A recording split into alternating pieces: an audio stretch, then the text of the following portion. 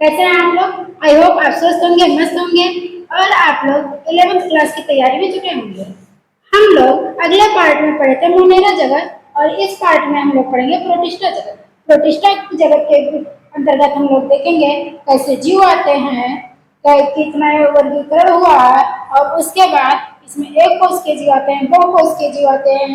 तो इसके अंतर्गत जो जीव रहते हैं वो कैसे पानी में रहते हैं, इन सब का अध्ययन हम इस पार्ट में करेंगे।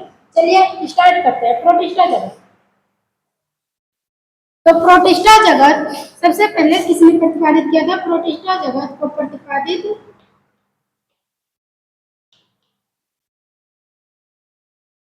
हैकल सर ने दिया था। किसने दिया था? हैकल सर ने।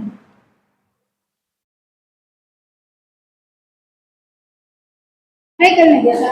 और इसके जीव कैसे होते हैं? तो इनके जीव जलीय होते हैं। कैसे होते हैं? जलीय होते हैं। अगर हम पॉइंट वाइज लिखते चलिए भाई,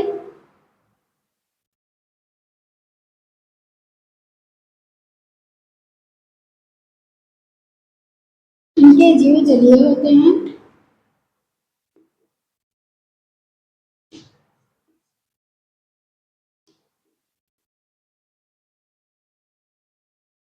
अब अगर हम जल की बात करें तो जल हमारा दो टाइप का होता है। कितने टाइप का होता है? दो टाइप का। एक होता है हमारा लवणीय जल और एक होता है हमारा अलवणीय जल। तो हम बात करेंगे अलवणीय जल।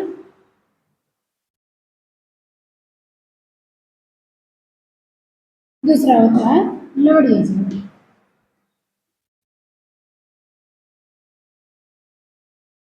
किसी को कंफ्यूजन नहीं होना चाहिए कि लवणीय जल क्या है और अलवणीय जल क्या है। अगर हम लवणीय जल की बात करें तो यानी समुद्री समुद्री जल, और ये क्या है? नॉर्मल वाटर है।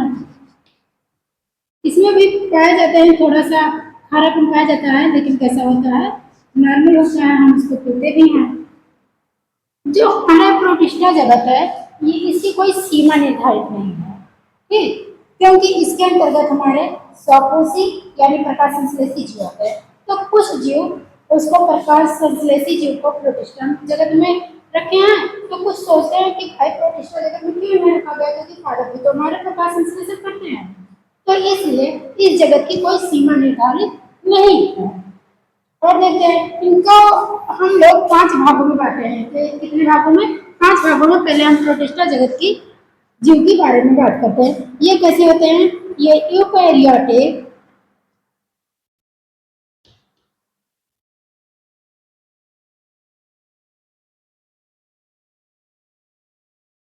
एक कोष के जीव होते हैं।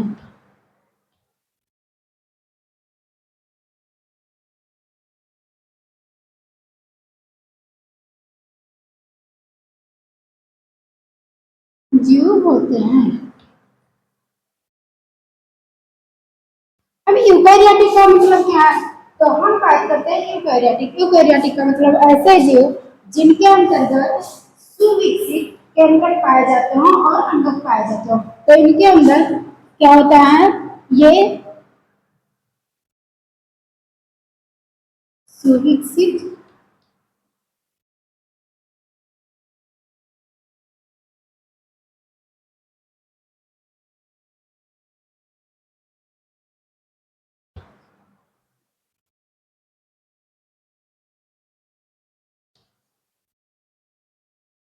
केंद्रक पाए जाते हैं, ठीक।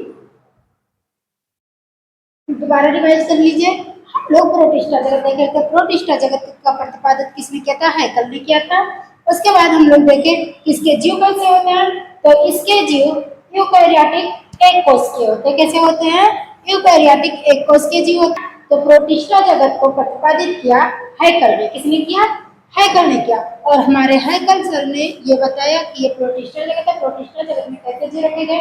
तो प्रोटिस्टा जगत में यूकैरियोटिक एक कोष के जीव रखे गए। कैसे रखे गए? यूकैरियोटिक और एक कोष के जीव रखे गए। इसमें सुविकसित, अगर हम यूकैरियोटिक की बात करें कि यूकैरियोटिक है क्या भाई? आखिर यूकैरियोटिक है क्या? यूकैरियोटिक में ऐसे जीव आते हैं जिनके पास सुविकसित केंद्रक होते हैं और अंगक होते हैं, ठीक। तो उनके पास सुविकसित केंद्रक पाए जाते हैं।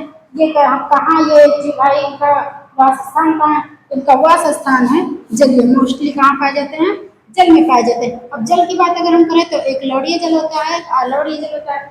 अलवणीय जल और लवणीय जल में किसी को कंफ्यूजन हो तो लवणीय जल हमारा वो होता है जो क्या होता है, कोई जानक कहता है, कोई वैज्ञानिक क्या कहता है कि भाई ये स्वकोश अगर है, ये स्वकोशी प्रकाश संश्लेषी, तो इनको पादप जगत में क्यों नहीं रखा गया है? तो कोई कहता है इनको पादप जगत में क्यों रखा जाए, क्योंकि पादप हमारे दो कोष के होते हैं और ये कैसा होता है, एक कोष के होता है। चलिए देखते हैं इनको। हम लोग देख रहे थे डेस्मिड, तो डेस्मिड को एक और कहा जाता है सुनहरे शैवाल, सुनहरे शैवाल। अब हमारे होते हैं डाइटम्स, तो डाइटम्स मेनली हम लोग को पढ़ना किसके बारे में, डाइटम्स। जैसे हम लोग मनरेगा जगत में किसमें पढ़ रहे थे, किसको ज्यादा पढ़ते थे, बैक्टीरिया को पढ़ रहे थे, ठीक, बैक्टीरिया को पढ़ रहे थे। तो ऐसे इसमें हम लोग सबसे ज्यादा किसको पढ़ेंगे, सबसे ज्यादा हम लोग पढ़ेंगे डाइटम्स को। तो डाइटम्स हमारे कैसे होते हैं, डाइटम्स हमारे जलीय जीव, जलीय होते हैं, लवणीय अलवणीय दोनों में पाया जाता है।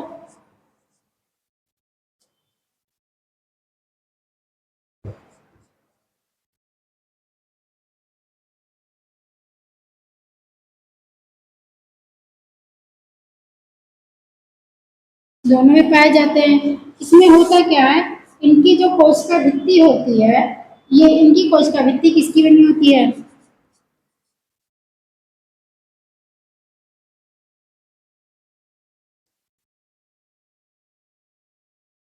सिलिका की, किसकी बनी होती है, सिलिका की, सिलिका की बनी होती है। उसके बाद तो ये होता क्या है, निश्चेष्ट रूप से जल धाराओं के साथ बहते रहते हैं। हमारे जो आइटम्स होते हैं निश्चेष्ट रूप से जल धाराओं के साथ बहते रहते हैं। और होता क्या है कि जब ये मर जाते हैं, ठीक, जब ये मर जाते हैं तो समुद्र के नीचे तल में बैठ जाते हैं, और बैठ इनकी जो कोशिका है ये समुद्र के नीचे तल में बैठ जाती है, इसे ही हम क्या कहते हैं, डाइटमिंग मेटा, ठीक। और उस मेटा का उपयोग हम लोग प्लास्टर करने में या सिरप बनाने में, पेंट करने में, इन सब में इसका यूज हम करते हैं। ठीक है, मिलते हैं नेक्स्ट वीडियो में।